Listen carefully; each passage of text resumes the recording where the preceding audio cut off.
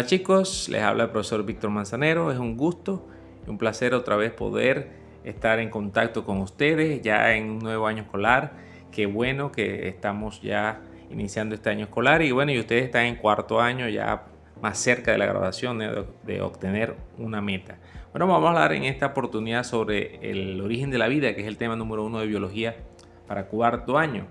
La vida se puede estudiar mejor hablando de sus características, por ejemplo, sabiendo que todos los seres vivos poseen una estructura de organización química definida, o sea, tiene elementos compuestos, que son particularmente únicos y que están en todos los seres vivos, como las biomoléculas, como las proteínas, como los carbohidratos, como las grasas, entre otros. Los seres vivos presentan metabolismo, o sea, reacciones que le permiten mantener el equilibrio en el cuerpo, producir sustancias, ¿verdad? Eliminar sustancias. Los seres vivos excretan productos del metabolismo, ¿verdad? Las cosas que no se necesitan las expulsamos, no solamente por la orina y los excrementos, sino también por el sudor, por el CO2 en la respiración, entre otras cosas. Los seres vivos se reproducen, o sea, la reproducción es importante para el mantenimiento y la perpetuidad de la especie, ¿verdad? Los animales, los vegetales, si no se reproducen, se extinguen y es fundamental. Los seres vivos también crecen y se mueven, es importante, ¿verdad? No solamente los animales, el ser humano, el movimiento implica vida. Incluso las plantas, aunque están estáticas, porque pareciera que estuvieran allí estáticas, sin embargo ellos tienen movimiento, ellos crecen, están en constante crecimiento, constante recambio, e internamente ellas están en constante movimiento con todo lo que necesitan y producen, ¿verdad? Los seres vivos también tienen ADN, que es entonces esa molécula indispensable para la vida, que tiene toda la información genética, que indica cómo es ese individuo, cómo es esa especie y lo que necesita esa especie para vivir. Y la última, los seres vivos tienden al equilibrio consigo mismo y el ambiente.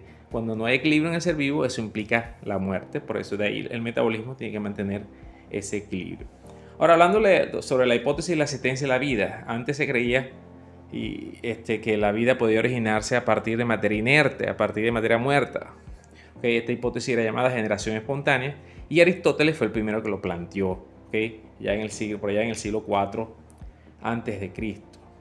Y era lo que se tenía, incluso por mucho tiempo se creyó en la generación espontánea como algo real, hasta que llegó en 1668 Francesco Redi, quien es entonces con su experimento establece lo que es la biogénesis. ¿Qué es la biogénesis? La biogénesis es sencillamente o explica que la vida se origina a partir de otra vida ya persistente.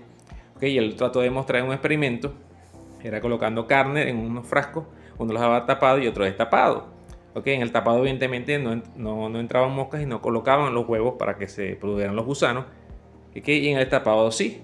Sin embargo, a Redi, a pesar de que parecía contundente y eso confirmaba que la biogénesis era cierta, a Redi le fue criticado que al tapar los frascos estaba impidiendo la entrada del aire y eso era un principio activo, ¿no? Que es una definición importante, porque el principio activo era aquello que le permitía la vida supuestamente a la materia inerte.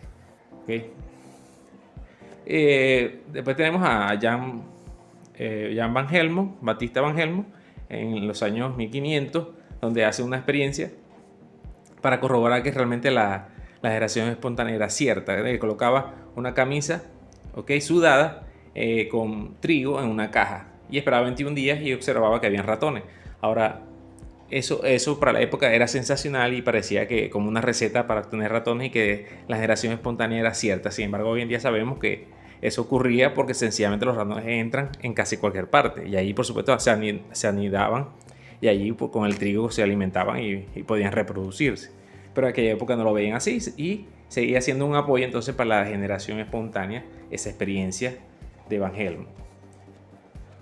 Otro que también apoyó la generación espontánea y que fue importante para la época, fíjense, ya en 1675 todavía seguía creyendo la generación espontánea, era Anton van Leeuwenhoek, uno de los creadores del microscopio, que él entonces al empezar a observar la vida diminuta, observó en agua de lluvia unas estructuras que se movían y que él llamó animalículos, y esto entonces apoyó, él decía que la generación espontánea era cierta porque fíjense, de la nada aparecían entonces estas estructuras microscópicas que él nombró. Ya más adelante entonces, ya en el siglo XVI, sí hubo ya unos experimentos más serios. El primero, el de John Needham, que él decía que Él colocó caldo de cultivo, lo calentó, ¿ok? Y esperó unos días y observaba que había microorganismos. Él decía, bueno, la generación espontánea es cierta porque aparecen microorganismos, a pesar de que calenté y maté los microorganismos. O sea, aparecieron allí de la nada. Sin embargo, vino Lázaro Spallanzani, hizo el mismo experimento unos años después, pero él decía que Nida había fallado porque le faltaba calentar más aún el caldo de cultivo y realmente matar todo lo que estaba allí. Por lo tanto, por eso que él cierra, coloca tapones en los envases para asegurarse que no entre del aire los microorganismos. Y por lo tanto hubo una discusión entre estos dos científicos diciéndole, bueno, Nihan le reclamó entonces a Spallanzani que al tapar, igual que ocurría con Reddy, que no permitía entrar la vida y que incluso calentando demasiado también mataba entonces el famoso principio activo, que era supuestamente lo que permitía la vida. Entonces la gente siguió pensando, el mundo científico, que la generación espontánea era cierta, hasta que por fin llegó Luis Pasteur en 1864, que realizó su famoso experimento del cuello en forma de cisne o en forma de S, donde agarra un balón, de cuello largo, lo calienta y lo dobla en forma de S, pone caldo de cultivo, lo calienta y espera unos días. ¿Qué estaba ocurriendo allí? Que el aire entraba por el cuello, pero los microorganismos quedaban atrapados en el cuello y por tanto no se contaminaba. Días más tarde, incluso hasta meses más tarde, corta el cuello y ahí sí se contamina el caldo, comprobando que realmente lo que estaba contaminando el caldo era los microorganismos que trabajan en el ambiente. Él corrobora y él por fin entonces pone fin a la generación espontánea y saca a la luz entonces la biogénesis, que solamente la vida puede originarse a partir de vida preexistente. Bueno, allí en la guía aparece, y ahí eso me lo van a ampliar entonces ustedes, lo que es el origen en la Tierra, lo que es la panspermia, que tiene que ver con que la vida proviene del espacio a partir de meteoritos, a partir de sustancias carbónicas que vienen supuestamente de estas estructuras que vienen del espacio y que en la Tierra cayeron y se desarrollaron. Y la otra, que es la más apoyada, que es la origen terrestre, y que hay varios científicos que la apoyan y que tienen su teoría, como la Oparín, en la aparición de los conservados, que supuestamente estas estructuras entonces son los probiontes o los precursores de las células más primitivas. El experimento de Urey y Miller, que ellos hicieron un aparataje para imitar la Tierra primitiva, ustedes lo van a hacer, lo van a dibujar allí en su cuaderno, me lo van a entregar luego, y obtuvieron entonces moléculas que corroborando una posible vida en la antigüedad, ¿verdad? En la Tierra primitiva. Y allí también me hablan un poquito de que son las evolución precisamente de estas células primitivas, cómo fueron evolucionando hasta convertirse en las células procariotas y eucariotas modernas o que hoy conocemos, que están en todos los seres vivos. Tiene que ver con la teoría quimiosintética de Marjuli y eso lo van a ver allí cuando estén investigando. Bueno, chicos, esto en resumen entonces la clase de hoy del tema número 1, el origen de la vida.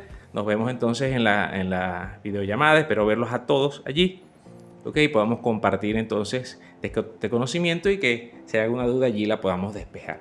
Bueno, Dios me los bendiga, cuídense mucho y nos estamos viendo.